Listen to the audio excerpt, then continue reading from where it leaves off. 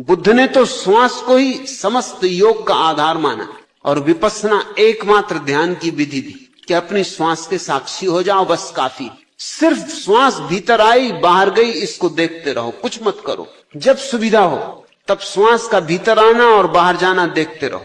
श्वास सहजतम प्रक्रिया है। और ध्यान रखना, प्राणायाम के लिए नहीं कह रहा हूं कि गहरी श्वास लो, कि एक नाक बंद करके और एक नाक से श्वास लो, फिर इतनी समय तक श्वास को भीतर रोको, फिर इतने समय तक बाहर रोको। वो तो असहज हो गया, वह तो कृत्रिम हो गया।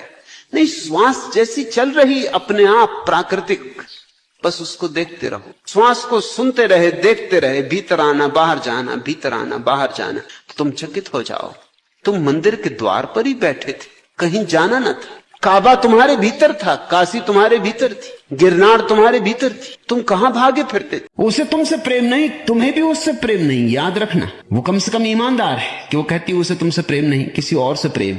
उससे भी है या नहीं, अभी तो वो जब आएगा तब पता चले। लेकिन तुम जो कहते हो कि मुझे उससे प्रेम है, वो झूठ है।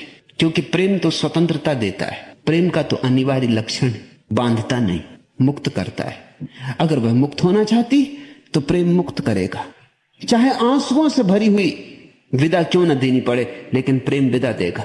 प्रेम पिंजरा नहीं बनता, प्रेम आकाश है। ठीक है, तुमने उसे चाहा, लेकिन अगर तुम उसे चाहते हो तो उसकी जो खुशी है वही तुम्हारी खुशी होनी चाहिए। चाह का और क्या अर्थ होता है? चाह का अर्थ शोषण, चाह का अर्थ मालकियत, चाह का अर्थ उसकी गर्दन पर सवार हो जाना।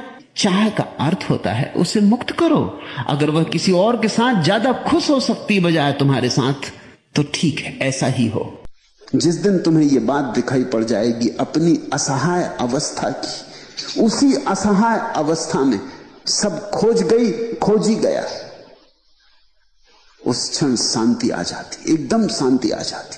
समझना मेरी बात, शांति लाई नहीं जाती, ऐसा बैठ बैठ के पालथी मार मार के शांति नहीं आती। जिस दिन तुम समझोगे अपनी परम असहाय अवस्था कि मेरे किए कुछ भी तो नहीं हुआ, कभी तो नहीं हुआ, सदियों सदियों से, जन्मों जन्मों से कर रहा हूं, कुछ भी नहीं हुआ, मेरे किए, सब कृत्य रुक जाएगा, सब खोज खो जाएगी, खोज ही भी खो जाएगा। एक गहन शांति तुम्हें घेर लेगी, उसी शांति में परमात्मा तुम्हें खोजता आएगा। तुम परमात्मा को नहीं खोज सकते, परमात्मा ही तुम्हें खोज सकता है। स्वर्ग और नरक को वर्तमान में खींच लाना चाहता हूं।